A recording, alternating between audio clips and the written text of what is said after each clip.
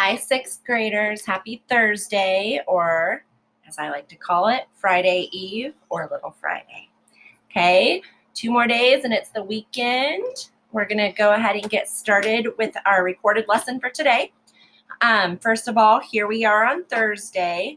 We are going to learn today about the ACE format. Okay, it's a writing strategy, a way to answer questions when you're citing a text, and that just means taking information from the text to help support your answer. Okay, so we're going to get started with that in a second. Here also is our list of book talks, which I'm going to do a new book talk in just a moment.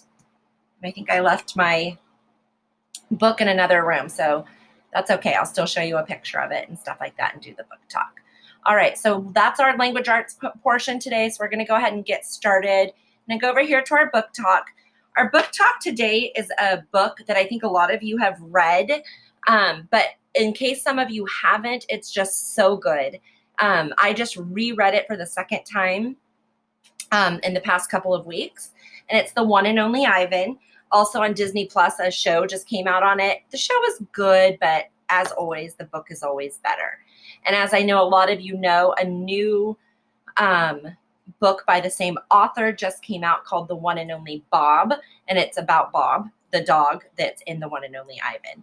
So I'm reading that right now. It's super good. It's really funny. So I'll give a book talk of that when I am finished with it. But The One and Only Ivan is amazing. If you haven't read it, I highly recommend it. I have several copies in our classroom library. So if you'd like to check one out, just email me and I will leave it in the office for you. All right. So that being said, let's go over to our All Summer in a Day slides, and I'm on the wrong one. Hold on really quick. Okay, so the last couple of days we've been reading All Summer in a Day, which was a science fiction story. Now we're going to learn how to answer some questions about All Summer in a Day or any story using the ACE strategy. When we use the ACE strategy, there are 3 parts to our answer. The first one is we're going to answer the question being asked. You're going to reread and restate the question. And all that really means is answering in a complete sentence. Then, after you answer the question, you're going to cite evidence from the text. You're going to find a quote or something from the text that kind of proves your answer is right or why you think what you do. So you're going to use examples and evidence from the text to support your answer. Excuse me. And then after you do that, you always need to explain your answer. Okay, so you need to explain how the evidence from the text supports your answer. Okay, so how to ACE strategy. If we are talking about All Summer in a Day and the question is, when did this story take place? This is how we would answer that using the ACE strategy. So we're going to answer in a complete sentence. The story, All Summer in a Day, takes place sometime in the future. Okay, we know it's in the future because right now nobody lives on other planets, and these kids do. All right, so we know, so with the first one in yellow, All Summer in a Day takes place sometime in the future. That is the A in ACE. Now we're going to cite evidence. I know that it is in the future because the story states. Now with this one, the story states is kind of an introduction saying, hey, I'm about to cite something from the text. Then you always have that comma there, right here, and then quotation marks. These dots right here are called an ellipses, and that means that you did not start at the beginning of the sentence. So there's some other information here. That's what those dots say. There's some other part of the story here, but it's not really important for what you're trying to say. So you can just put some dots there. So all the rocket men and rocket women coming to Venus. So it shows that when you go somewhere on a rocket, you're going somewhere probably in the future and they're going to Venus. Okay, so no one lives on Venus now. No one's been on a rocket to Venus yet. So that's how we know it's in the future. So I cited the text, which means I took evidence from the text. I took a passage from the text to show how I know that the story takes place sometime in the future. Now I need to explain how that makes sense, how that shows that it takes place in the future. So this part is in your own words. The information supports that this story takes place in the future because we don't currently have the technology to send people to Venus in rockets. Okay, so that is me explaining how the quote from the text helps answer the question. Okay, so hopefully there's no questions right now because this is recorded. So let's try it again though. This is what will be helpful. Okay, is to do it again. So the next question, how do you think the children feel as they realize that Margot is still locked in the closet? With all the excitement, they forgot that they locked her in the closet, and that was really mean of them and not very nice at all. However, I don't think that they meant to keep her in there all that time, but we're gonna see how they did feel once they realized what had happened. So, oops, sorry.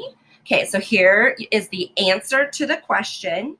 And again, we need to restate the question or answer in a complete sentence. So there is strong evidence that the children feel guilt for locking Margot in the closet. And this part for locking Margot in the closet, that shows that I'm answering in a complete sentence, okay? So in the passage, comma, the children are described as, comma, and quotation marks, not able to make each other's glances. And then we have our 3 dots here as our ellipses to show that there's other information, but it's not necessarily important, so we don't need to include it, and looking down at their feet. So when you can't look somebody in the eye, you're looking down at your feet, usually it's because you're ashamed of something or you have guilt about something. So that shows that the kids felt bad. Now I need to explain how that evidence works. So here's this. When people can't look each other or look at the ground, they often feel sorry or guilty. Okay. So answer the following question using the ACE strategy. Why does Margot refuse to take a shower? So at this point, you need to push pause on our video, okay? And you need to answer this question in your notebook.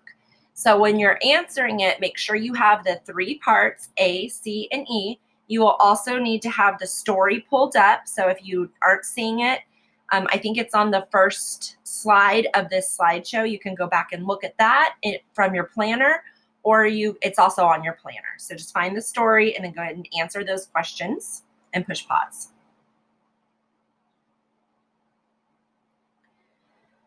All right, so now, check your answer, okay? You should have done it on your own, but here is the answer. And if yours isn't exactly like this, that's 100% fine because everybody's different, is gonna write things a little bit differently. But the answer says, why does Margot refuse to take a shower? Margot refuses to take a shower because the water reminded her of the rain that she hated. And we talked a little bit about that yesterday during our discussion. And here's where we cite the text.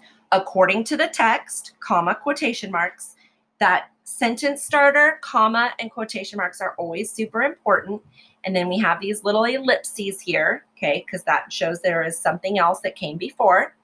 She had refused to shower in the school shower rooms, had clutched her hands to her ears and over her head, screaming, the water mustn't touch her head.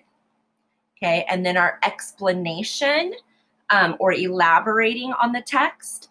This suggests that Margot does not like the water because it reminds her that she misses Earth and hates living on Venus. Okay, so that is that's the way that we explain it. Okay, tomorrow, and I have not put it in yet, I will probably put it in later today.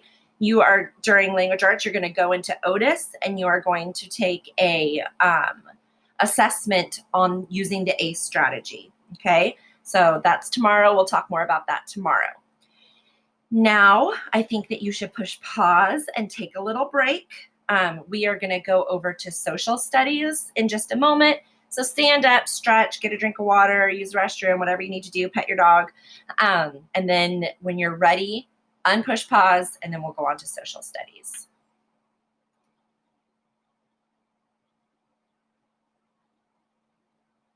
Okay, so maybe you are done pushing pause. Okay, today we're going to talk about social studies. So here we are Thursday. During our class discussion time together, we shared some more timelines. So that was fun. Now we're going to talk a little bit more on timelines. So let's go ahead and go to our slideshow. Okay, we already talked about what is a timeline. And we shared our timelines and made our own timelines. So some key words. When we talk about time, okay, especially when we're talking about ancient history, because that was a long time ago, so we need lots of words to describe time. Here are some key words that you need to know. I suggest writing these down in your notebooks. You might, if you don't have two notebooks, you can divide your social studies and language arts notebooks into two sections, okay? So some key words, some important vocabulary for social studies this year. A decade. A decade is a period of 10 years, okay? A century is a period of 100 years.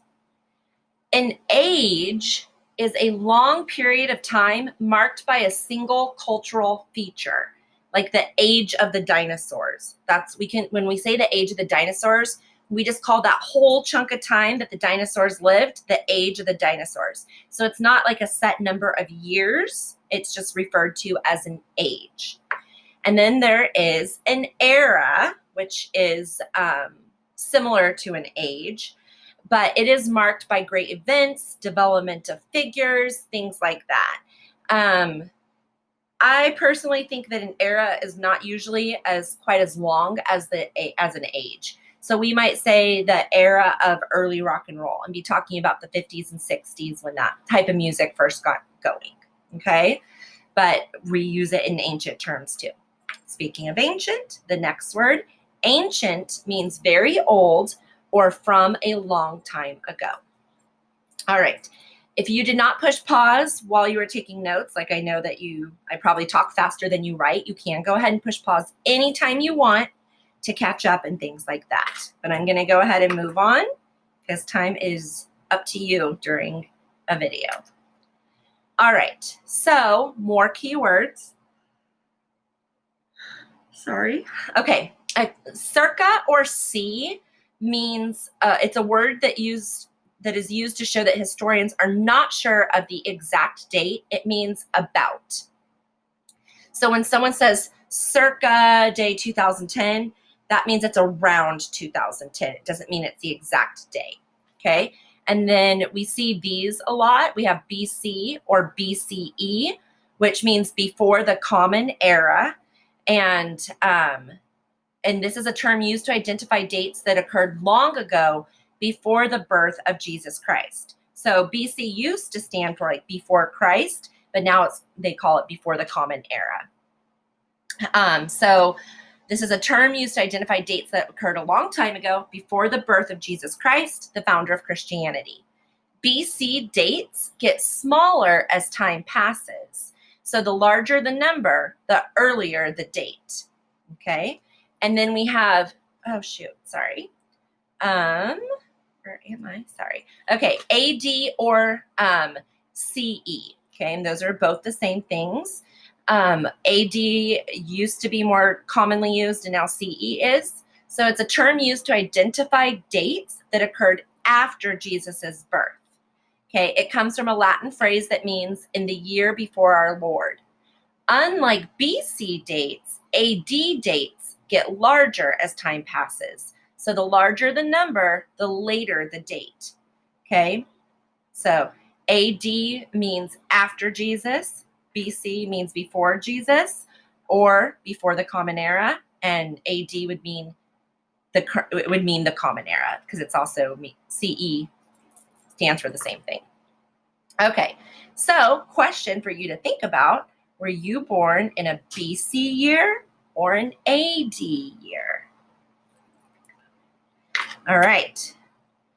Now you're going to just for fun put the following dates in chronological order, okay? So meaning this right here, the 1 would be the earliest date, the most long ago, and 6 would be the one most close to today's date.